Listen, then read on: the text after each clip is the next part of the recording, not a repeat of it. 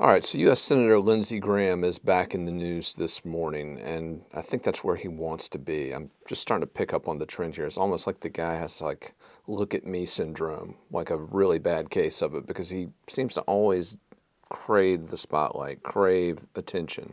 Now, the problem with that is you end up seeking attention ahead of anything else, which often puts you in a position of hypocrisy of saying something just to get on the news. Well, Graham made another appearance on one of these weekly political talk shows in Washington, D.C.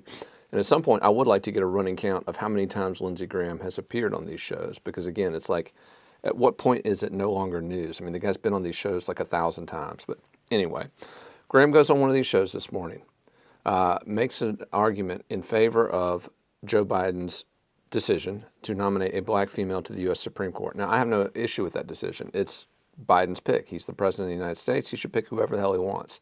It's up to the Senate to decide whether that pick is qualified or not. That's it. Race doesn't matter. Gender doesn't matter. Political ideology doesn't even matter. It's simply a question of qualification as far as U.S. senators go. But Lindsey Graham, of course, wanted to turn this into a whole teachable moment. He talked about Republicans putting women and people of color, interesting turn of a phrase there, within his party, because he wants to make the party look more like America, and he believes the Supreme Court should also look more like America. So again, it's interesting because Graham is actually getting outflanked on this issue by one of the most liberal Republican members of the U.S. Senate, Susan Collins. Collins slammed Biden for his promise, saying that he was politicizing the process, politicizing the court, if you will. Graham was also criticized by former South Carolina Governor Nikki Haley. She came out and said that Biden should not impose a litmus test for his Supreme Court nominee. Again, my view on the issue is very simple. It's Biden's pick.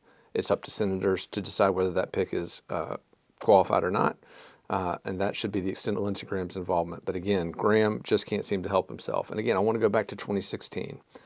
Lindsey Graham was confronted with a nominee for the U.S. Supreme Court, nominated by Barack Obama, Merrick Garland, who is now the Attorney General of the United States. Graham helped block that nominee. And at the time he said, I want you to hold me to this. I want you to use my words against me. He said, if a nominee comes up in the last year of a president's term, we should let the next president pick. Well, that actually happened in 2020. It happened. And not only did Graham not do what he said he was going to do, he led the nomination of Donald Trump's choice, Amy Coney Barrett, and voted for her. Now, again, I don't blame him. I think Amy Coney Barrett's a great choice for the Supreme Court. I think Graham absolutely should have done those things. But once again, when it's all about attention, when it's all about look at me syndrome, you end up putting yourselves in situations like this. And Lindsey Graham, once again, just can't seem to get enough attention, puts himself in these situations where he comes out looking like a complete and total hypocrite.